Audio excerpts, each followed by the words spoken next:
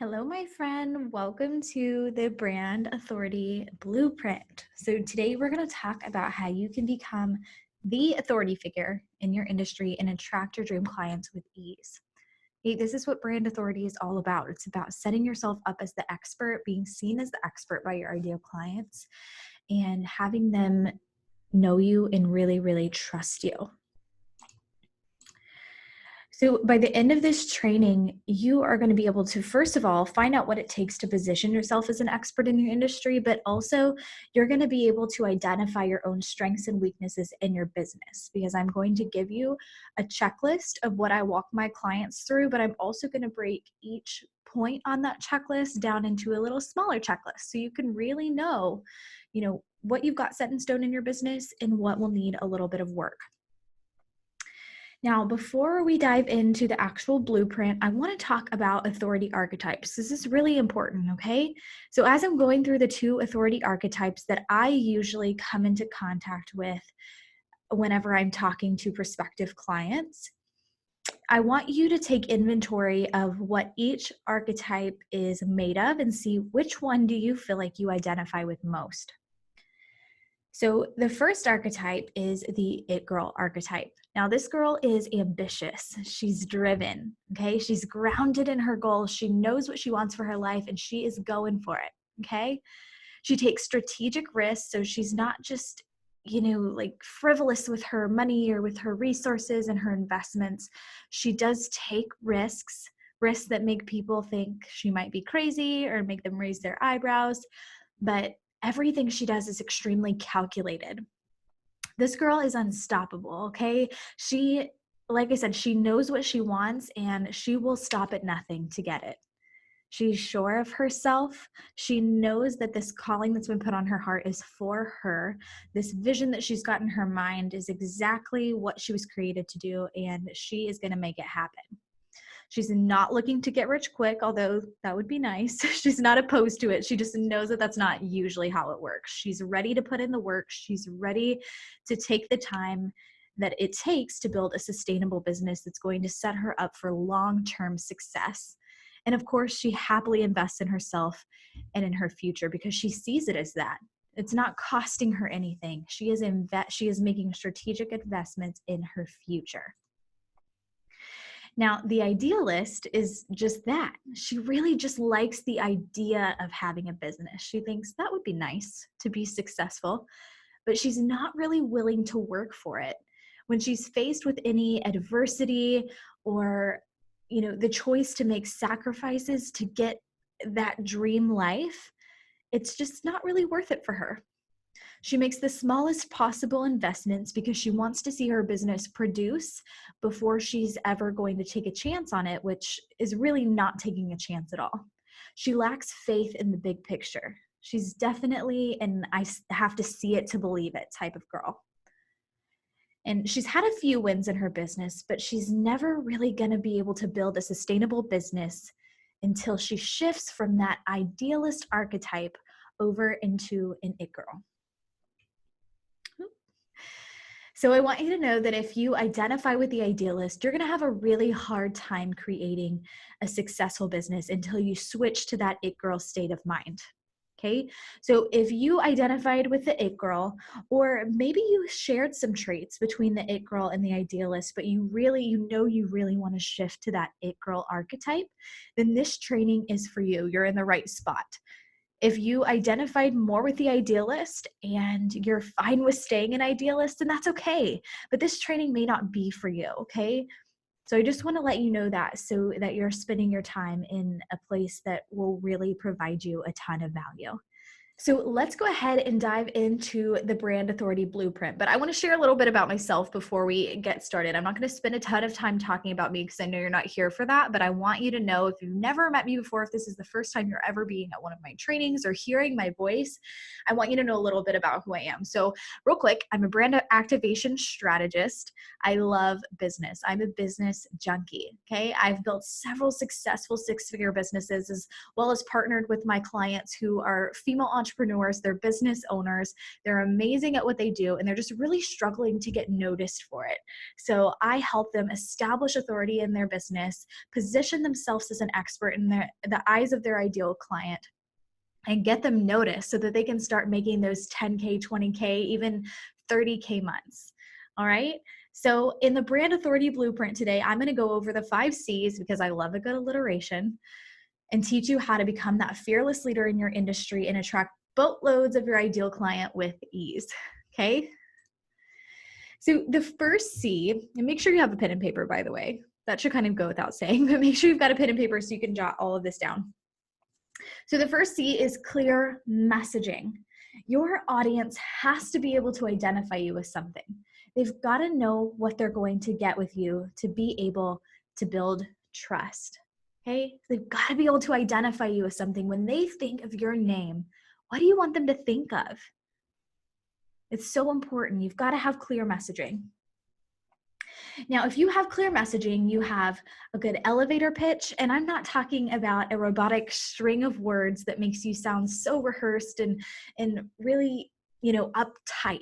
I'm talking about a clear sentence or two that you can use as a template so that you can feel into your audience, you can feel into whoever it is that you're talking to, and you can, curate something that will really make sense to them and will connect with them and where they are, but it's still very true to you.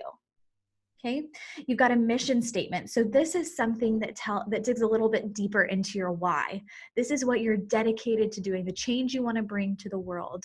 This statement should get you super fired up. People should be able to see the light radiating from your face when you talk about your mission. Your brand pillars are those things that you want to be known for. It's a series of categories, if you will, that are ways for you to give a variety in the content that you put out there and the things that you talk about and the ways that you connect with people, but also it's curated enough that it keeps you extremely focused. And again, people know what they're going to get from you. And the last part of clear messaging is you should be putting out purposeful and powerful content always.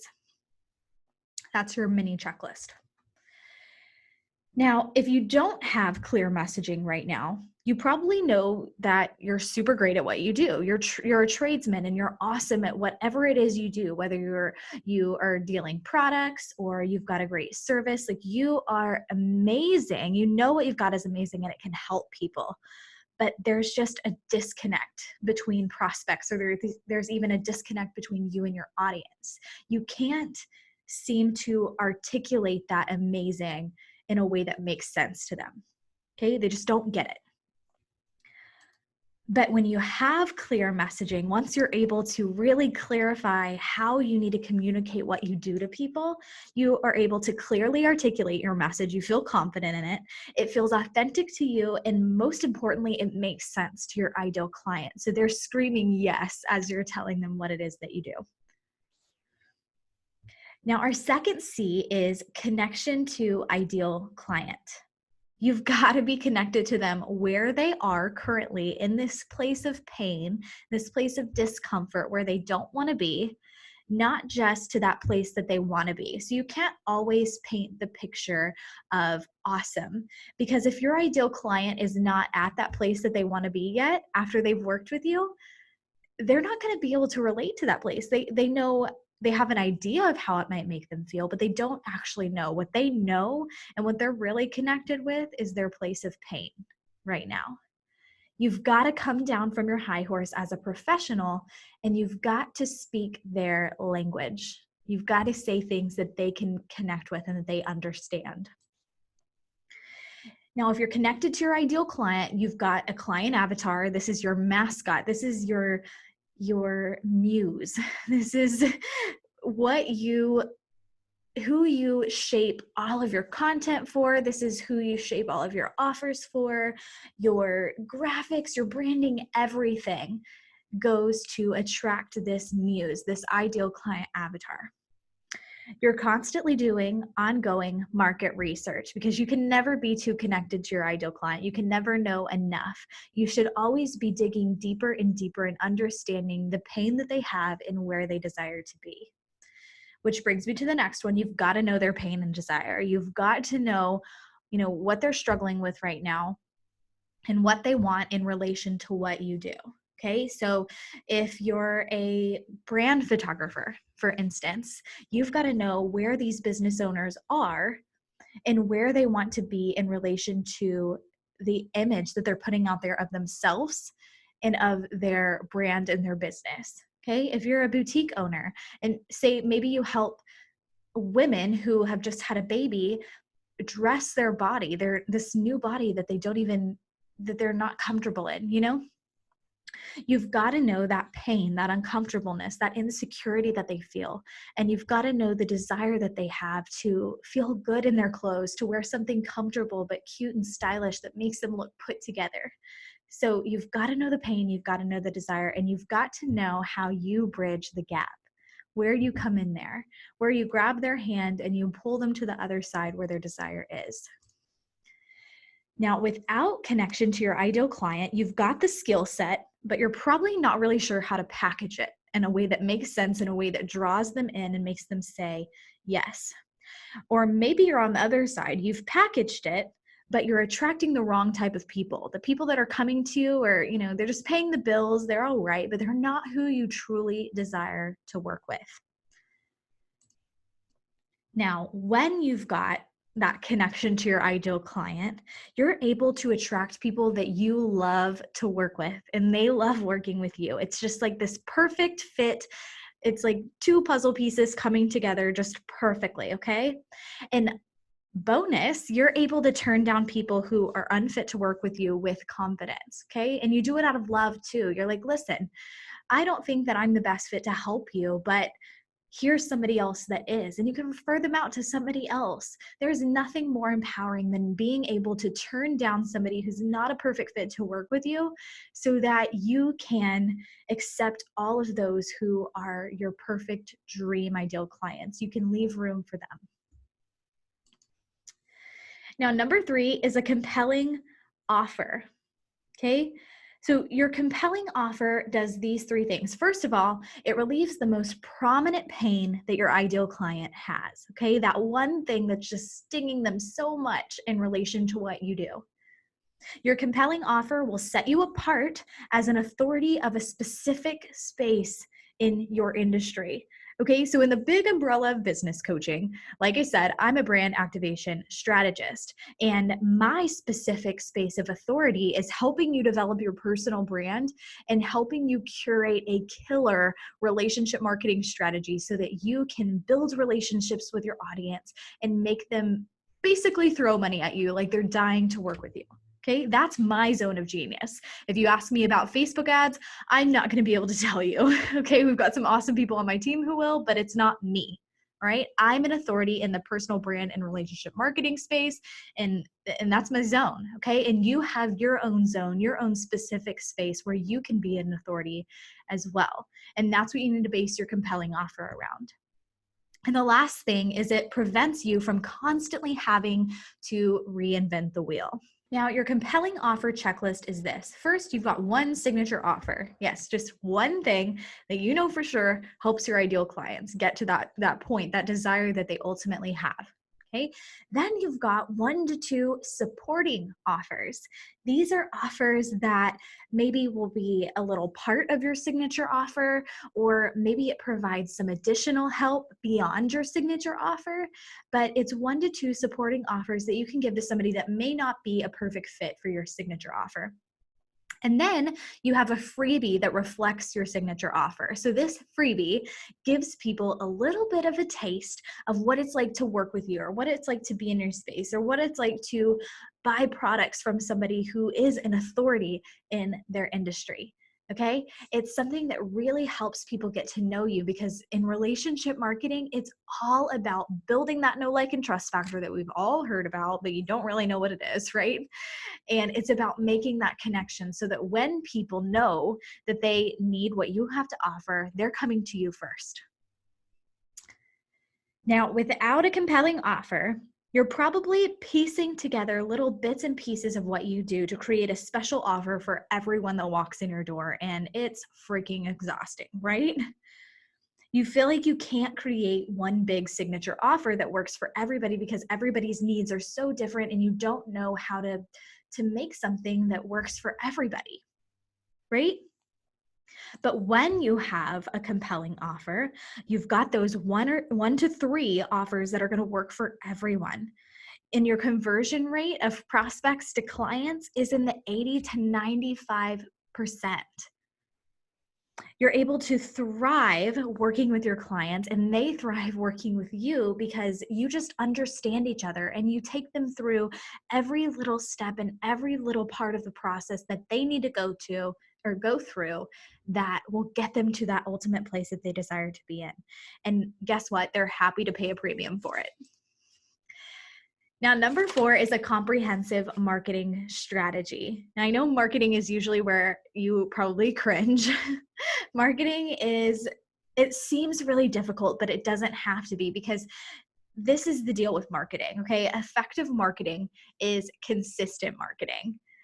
And I know that most of the time I'm approached by women who are not very consistent in their marketing efforts. And a lot of times it's not because they're not good at it, it's because they don't have that comprehensive marketing strategy. It's really hard to do something consistently when you're not sure that it's actually working or how you're supposed to be doing it, or you don't feel like you have a checklist. You're just throwing spaghetti at the wall and seeing what sticks.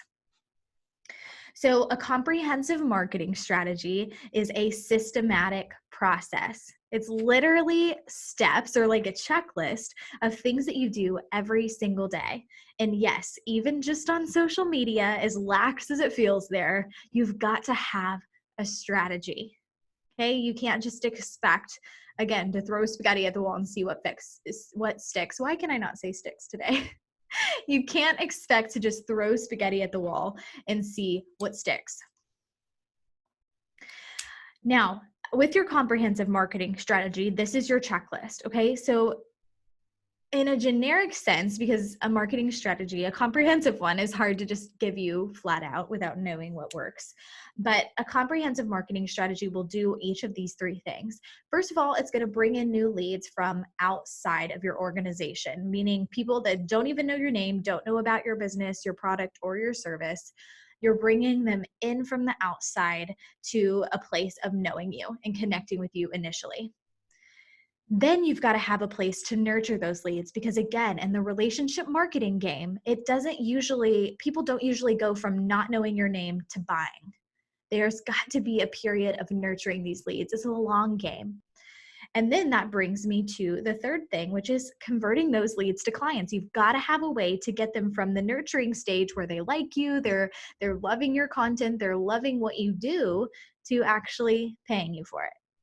So without a comprehensive marketing strategy, you probably are sitting around having no clue where to start.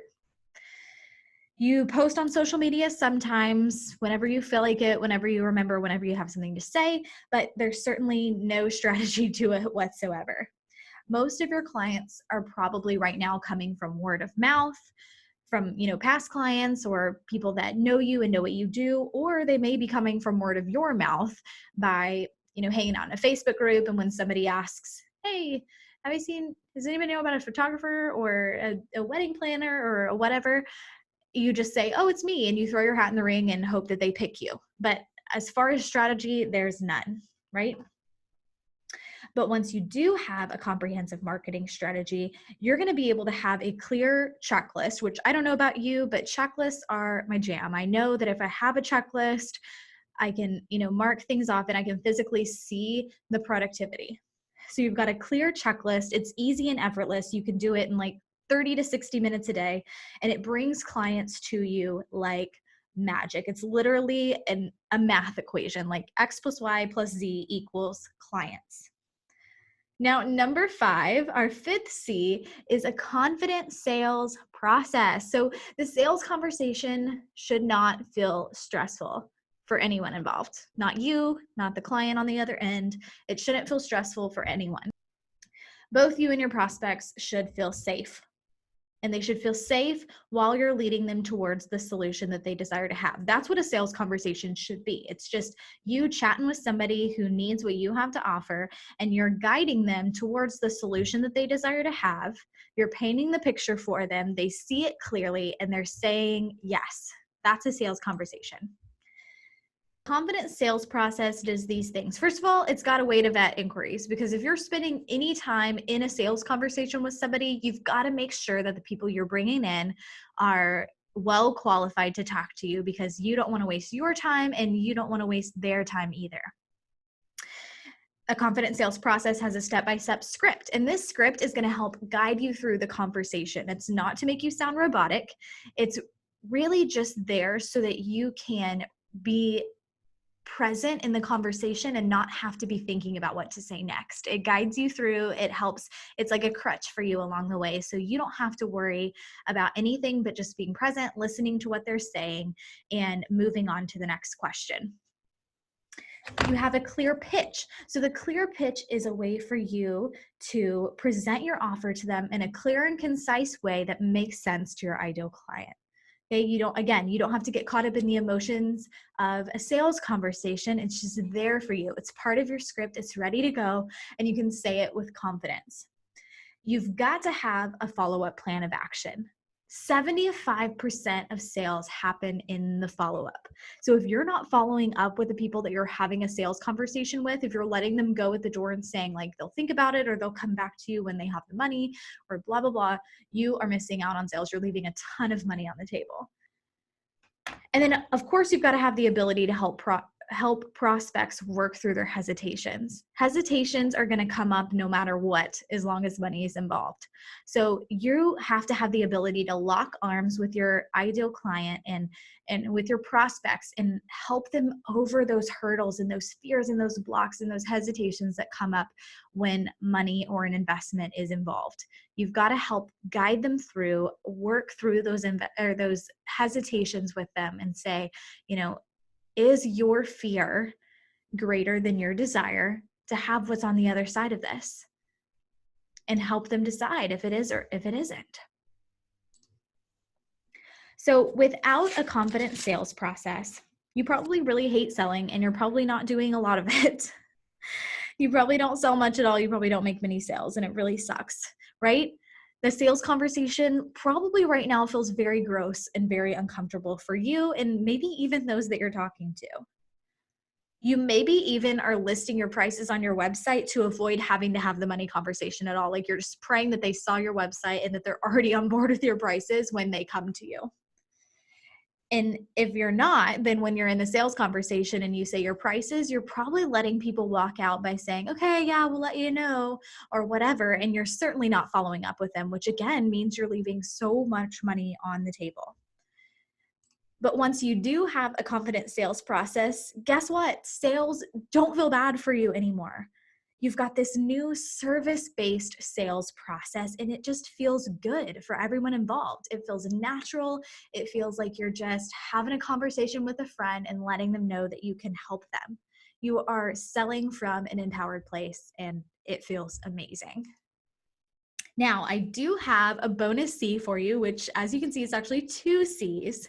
Courage and camaraderie are crucial in building a successful business and establishing authority in your space.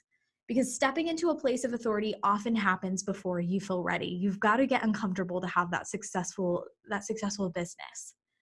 So just like building a new muscle, it takes time and it takes some discomfort, which is going to risk you falling back into old patterns if you don't have the support needed to get you to the next level. So if you have courage and camaraderie, you've got these 3 things. First of all, you've got mindset rituals, you've got energy rituals, you've got things that you do every single day to not only help you out when you're having a mindset crisis, but they're proactive. They help you prevent it, because successful people do what they can to prevent these worst case scenarios. It doesn't mean that they won't ever happen, but you'll be much more equipped to deal with them and to combat them when you've got those constant rituals that you're doing. Second, you've got a community of people who have a similar vision as you. So I know you know what it feels like to be in a room full of people who don't understand business. They don't understand entrepreneurship. They think you're a little bit weird and they wonder why you don't just go get a 9-to-5 job. That may be your husband, it may be your best friend, it may be your mom. So you've got to have a community of people who have a similar vision as you so that you can stop putting the pressure on people who just don't get it because that's not the life that they want. And you can start, you know, spending time with people who really do get you. And then lastly, you've got to have somebody to support you, push you, mastermind with you, to see things from the outside and give you a second opinion and just really help walk with you, lock arms with you, and go through this business building process with you together as a team. So without courage and camaraderie, you probably work really, really hard, but you feel like you do nothing. Is it just me? Have you ever sat at the computer all day long and you're like, what did I just do? I just spent 6 hours straight sitting in front of my computer and I feel like I accomplished nothing. You probably feel like people don't get you. Like, you go out to lunch with your girlfriends, maybe you've been friends with them since high school or college, and you're all at different walks of life and they just really don't understand the entrepreneur thing. And it's frustrating because you feel like you've got all of these nerves and this desire for success and all of this bottled up and you can't really let it out to anybody. You're constantly racking your brain trying to figure out how you can claw your way up to the next level. And you're constantly telling yourself, okay, when I just reach, X amount of success, then I'll get help. But you're not reaching that success. Now, when you have courage and camaraderie, you're able to be fully supported. You get to that place that you want to be, that X amount of success place in record time because you're fully supported. You're never stuck for more than 24 hours in one place, which makes forward motion your new normal. Every single day you're having some sort of win, big or small, because you're constantly moving forward. It's impossible for you not to have some sort of success. Now, I want you to take a look at this checklist one more time.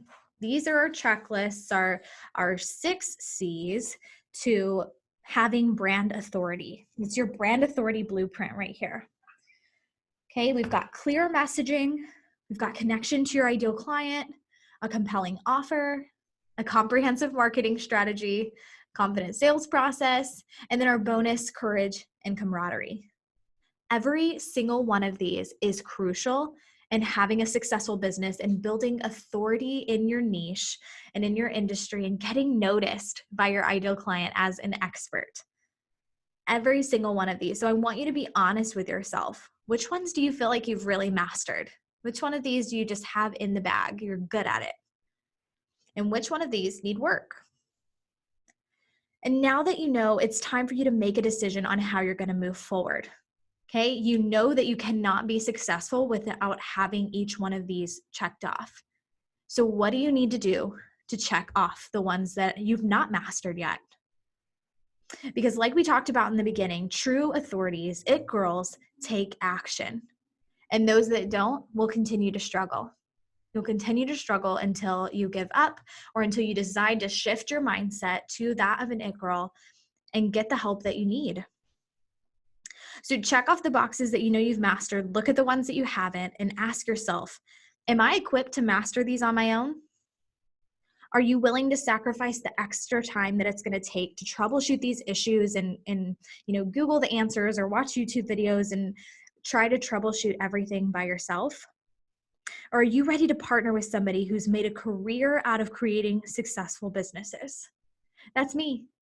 I've done it. I do it every day. I help my clients really get in there and create a successful business to activate their brand, establish that authority, position themselves as experts, create that personal brand and that relationship marketing strategy, and just truly find success in their space. So if you're ready to rise as a leader, then go ahead and apply for a call today. You can go to www.talktomichaela.com, apply for a call with me. We can chat it out. We can figure out if you're a fit to join me in my program, the Authority Makers Academy, so that you can get the help that you need to rise to the top. By this time next year, you could be in a totally different place, making 10, 20, even 30K months in your business. You can be the expert, but you've got to reach out for help. Talk soon.